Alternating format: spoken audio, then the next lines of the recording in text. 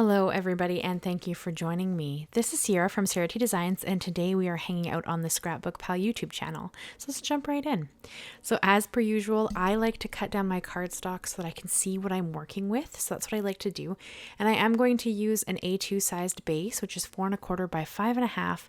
And then I'm going to cut down a black mat to be about 1/8 of an inch smaller than that. And then a panel to be about 1/4 of an inch smaller than my base, just giving me the small layers all the way around. I love that bordered look, so that's kind of what I aim for, and I just think that it frames my images really well. And this kind of gives you an idea of those really small borders. So for the mask here, I actually just used a piece of Yupo and I cut out a circle, and I just use that as a circle stencil whenever I want to. So I have the outside and the inside piece that I'm going to use here.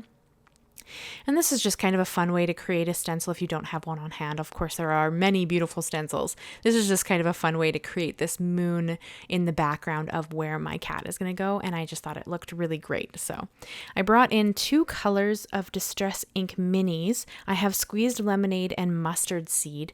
And I'm kind of trying to create that moon-esque look. And I hopefully think I succeeded there. There's no right or wrong way for this. I just kind of tried to add color in some areas, a little darker area, a little lighter area, and then just kind of went for that. So that's kind of what I was doing. And then I brought in the center mask, which now masks the moon shape, and I'm going to blend color around it, giving me kind of a glow. Now, yes, I know a moon would also have some black around it. However, I didn't add that because I wanted the only really dark element on this card to be the cat. So bear with me, I am trying for a moon, although I did not add dark around my moon. So I think that it's a creative licensing thing, and that's just what I chose to do.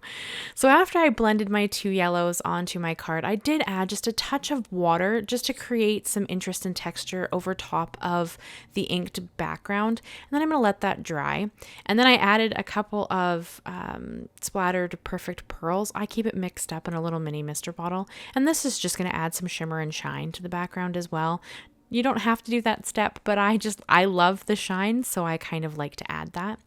And now I'm going to pull out a couple of different cardstocks from my stash. So I'm going to work with the Honeybee Lovely Layers Scaredy Cat dies, and I also have the Honeybee Sweet Halloween stamps that I'm going to bring in later, and that is what I use for my sentiment.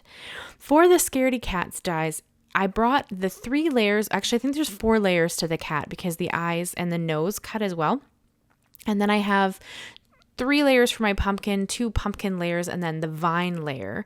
And then I have the hat and the scarf. So the hat's, I believe, 3 layers because it's the hat, the brim, and then there's like a little belt piece you can add. And the scarf is 2 layers. So I think that they turned out really cute. I love them. And I just had a lot of fun kind of putting these together.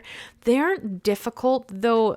It did take me a second to figure out how to put the hat together just because I was a little confused by the brim for a minute. But otherwise, I think that they went together pretty easily and they're really cute. So I had a lot of fun building this. And then, yeah, so that's kind of all I did with the pieces. I just cut them out of multiple cardstocks. I am going to bring in some other Distress Ink minis later just to add a little bit of shading to those elements. You could leave them as flat color. They're still quite pretty, but I just wanted them to have a little more definition, and I thought that that was the best way to add it. I chose the ink minis instead of the oxides just because the ink minis are translucent and the oxides are opaque. I only own the minis. Obviously, the Distress Ink full-size pads would be the same. I just don't own them. I only own the Distress Inks in the minis. But that's why I used the minis instead of the oxide inks, because generally the oxides are my preference. And then for the last layer on the cat here, I did cut out like the eyes and the nose with just white cardstock, and then I recut the head because I wanted to change the color of the ears. Currently they're black because they cut out with the cat's face, but I wanted them to be pink. So I'm just going to bring in 2 Copic markers and use those to do the coloring just because I felt like it was easier with the size of these little pieces. You can see I'm kind of chasing them around on my glass mat, especially the nose. It was kind of funny. And for the Copics, I used G09 for the eyes because I really wanted them to be green. And then I used RV13, which is this really pretty pink for the ears and the nose.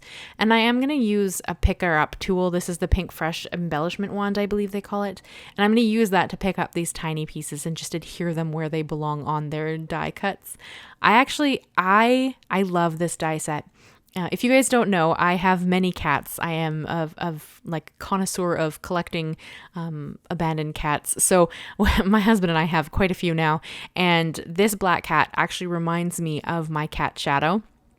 And that's kind of why I colored it the specific way that I went with. She doesn't have bright pink ears, but she does have these beautiful green eyes and a pink nose, and she's just a beautiful cat. And so when I saw this, knowing that it was Halloween-esque, I did lean towards her coloring just because I thought it would be a lot of fun. But this is a versatile die. I mean, in this case, I'm using it for Halloween, but you could easily use this with just a whole bunch of layered cats, and then you could color them different colors, which is something I may do. We'll see, just because I own the dies now, and I do have multiple cats, so it would be kind of fun to create a card with all the cats on it and just in different colors.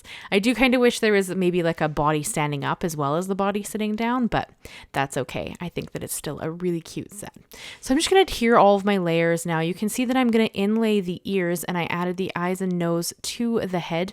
There is kind of an indent. It's kind of scoring the area where you have to add those, and I think that's great because it made it incredibly easy to put those pieces together. And then the pumpkin, as I said, is really easy to layer as well.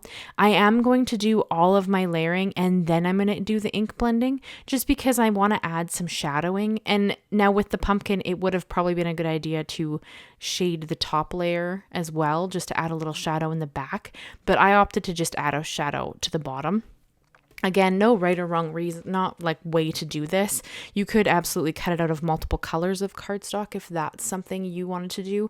I actually don't own a lot of colored cardstock. I tend to use my inks and create my own backgrounds. But with this, I just thought it would be really fun to use these bright, vibrant colors of cardstock just for entertainment and to kind of have fun with them. For the other two colors of Distress ink minis I brought in was Crackling Campfire, which is what I'm using on the pumpkin here. And please remember that it does dry back. So though it looks a bit red here, it will dry back and not be quite that bright here in a minute. And then I used Villainous Potion for the hat, just because I felt like, and the scarf, just because I felt like that was a really good color to go with the scarf. I just chose the darkest of the color families to kind of try to add just a little bit more interest to these pieces and to kind of try to make it look more like a shadow area, especially on the hat, because part of this is actually behind the cat's head technically, right? So it would be in shadow. So I'm not going for super realism, though I am trying to make it make sense a little bit. But I thought this was just adorable. Now, not a chance would I ever talk Shadow into wearing a scarf or a hat, but it's fun to think about. So I thought this was a really cute card design.